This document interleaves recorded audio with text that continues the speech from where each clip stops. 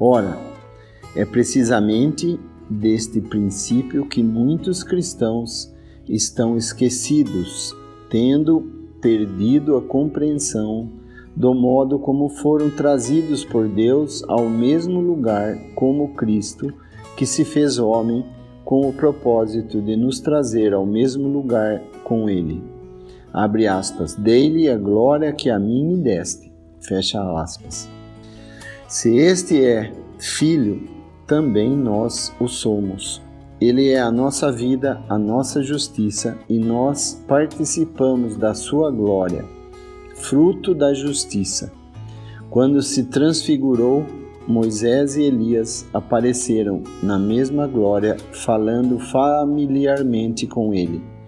E nós devemos considerar que o Senhor desceu em mansidão e humildade entre nós, para que os nossos corações pudessem chegar bastante perto dele para compreenderem isso.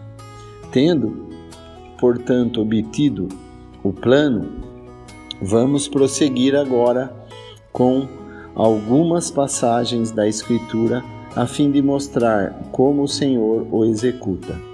Se nos voltarmos para o Salmo 2, veremos a forma como o Senhor foi primeiramente apresentado no mundo para ter o domínio terrestre e foi rejeitado, e também como as duas coisas são imediatamente ligadas. Abre aspas, porque se amotinam as gentes e os povos imaginam coisas vãs, os reis da terra se levantam e os príncipes juntos se mancomunam contra o Senhor e contra o seu ungido. Fecha aspas. Isto é mencionado por Pedro a respeito de Herodes e Pilatos. Abre aspas, aquele que habita no céu se rirá, o Senhor zombará deles. Fecha aspas. Isto é, Cristo mesmo zombará deles. Abre aspas. Então lhes falará na sua ira e no seu furor os confundirá. Fecha aspas. Isto ainda não aconteceu. Abre aspas. Eu, porém, ungi o meu rei sobre o meu santo monte de Sião. Fecha aspas. Não obstante a toda essa rejeição, recitarei o decreto. O Senhor me disse, tu és meu filho, eu hoje te gerei. Pede-me e eu te darei as nações por herança, e os fins da terra por tua possessão. Tu os esmigalharás com uma vara de ferro, tu os despedaçarás como a um vaso de oleiro. Estes juízos ainda não foram evidentemente executados. E agora, em confirmação do que acabo de dizer, voltemo-nos para o livro do Apocalipse, no final do capítulo 2, para vermos o modo como somos ligados com Cristo. Abre aspas, e ao que vencer e guardar até o fim as minhas obras, eu lhe darei poder sobre as nações, e com vara de ferro as regerá, e serão quebradas como vasos de oleiro, como também recebi de meu Pai. Fecha aspas. Refiro-me a isto agora com o fim de mostrar que até em tais coisas os santos estão ligados com Cristo. Apesar destas coisas não serem as mais bem-aventuradas em que estão relacionados com Ele, é dito imediatamente depois, abre aspas, e dar-lhe-ei a estrela da manhã, fecha aspas, Cristo mesmo, e isto é infinitamente mais precioso.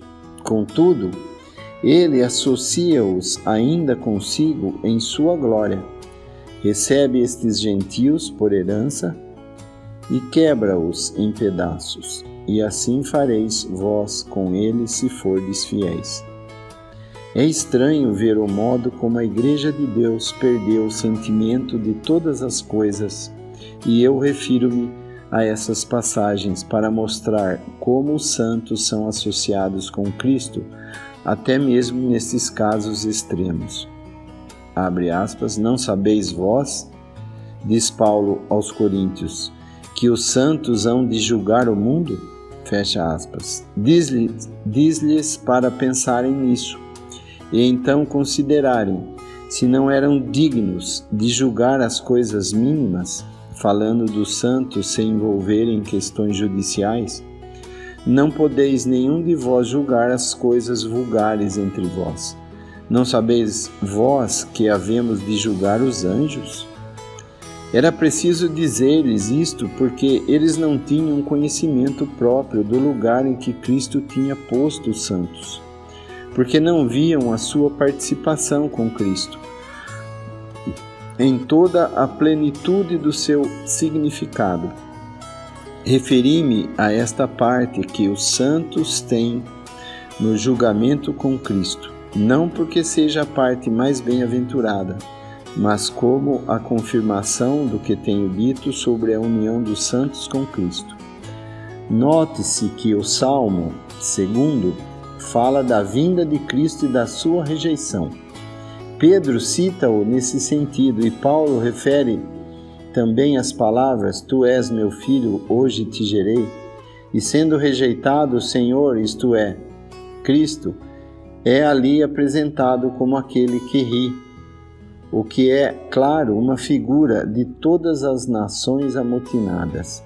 E é dito que o tempo virá em que ele se sentará em Sião, apesar da oposição de todas elas, e todo o mundo lhe será dado por sua herança. Isto, porém, não o apresenta no lugar em que o Novo Testamento o apresenta amplamente. Aqui ele está apenas relacionado com o destino dos judeus e o julgamento dos gentios, bem como dos rebeldes no tempo do fim. Quando da sua primeira vinda foi rejeitado o Messias ungido, e note-se a luz que isto lança até mesmo sobre o Evangelho. Deparamos com Cristo recomendando abertamente aos seus discípulos que não deviam mais dizer que ele era o Cristo, porque devia ser rejeitado. É necessário que o Filho do Homem, diz ele, padeça muitas coisas. Era como se houvesse dito: não vou tomar agora o meu lugar como rei de Sião. Venho de outro modo. Venho para ser o sofredor, filho do homem, a fim de poder tomar, depois, um lugar muito mais elevado de glória. Por isso, vemos em Lucas e nos outros evangelhos que ele recomendou terminantemente aos seus discípulos que não dissessem que ele era o Cristo, porque isso já tinha acabado em consequência de ter sido rejeitado. Vejamos agora o Salmo 8. Ó Senhor, Senhor nosso, quão admirável é o teu nome em toda a terra, pois puseste a tua glória sobre os céus. Da boca das crianças e dos que mamam, tu suscitaste força, por causa dos teus adversários, para fazer escalar o inimigo e vingativo. Isto, como sabemos, foi cumprido quando ele entrou montado em um jumento em Jerusalém. Que é o homem mortal para que te lembres dele, e o filho do homem para que o visites? Contudo, pouco menor o fizeste do que os anjos, e de glória e de honra o coroaste. Fazes com que ele tenha domínio sobre as obras das tuas mãos. Tudo puseste debaixo dos seus pés. Aqui é dado a entender que, apesar de, como Cristo, ter sido rejeitado, ele toma o seu lugar em consequência dessa rejeição como filho do homem, no qual todas as coisas deviam ser postas debaixo de seus pés. Teremos ocasião de ver como os apóstolos discorrem sobre este assunto no Novo Testamento. Esses dois salmos mostram a sua vinda entre os judeus e como, sendo rejeitado, toma contudo o seu lugar sobre esses rebeldes no fim, apesar da sua rebelião. Porém, a consequência imediata da sua rejeição é que ele toma o lugar que sempre atribui a si nos evangelhos, de ser o Filho do Homem. Voltando ao Novo Testamento, vemos que este Salmo 8 é citado no capítulo 1 de Efésios, abre aspas, sujeitou todas as coisas a seus pés, fecha aspas. E estando nesse lugar, sobre todas as coisas, o constituiu como cabeça da igreja que é o seu corpo. A igreja é o seu corpo, fazendo o homem completo, e por isso é dito que é a plenitude daquele que cumpre tudo em todos. Cristo é uma pessoa divina, embora homem, e cumpre todas as coisas, mas é a igreja que o torna como o Filho do homem completo. Cumpre o que é chamado o Cristo místico, do qual ele é a cabeça, completando todos os membros da igreja, o seu corpo. A igreja está, portanto, intimamente associada com ele, assim como a própria carne do homem o está consigo. Esta é a comparação empregada em Efésios 5, porque nunca ninguém aborreceu a sua própria carne, antes a alimenta e sustenta, como também o Senhor a igreja, porque somos membros do seu corpo, da sua carne e dos seus ossos. E neste corpo, havendo um só Espírito, a igreja está associada com Cristo, tendo parte na sua supremacia e em todas as coisas. Vemos Cristo, o Filho do Homem, posto sobre todas as coisas nos céus e na terra, segundo os desígnios de Deus, e nós, estando intimamente ligados a Ele, seus remidos, seus irmãos, co-herdeiros e membros do seu corpo, estamos completamente identificados com Ele no seu lugar de chefia. Vemos assim a conexão da Igreja com a glória de Cristo na sua vinda.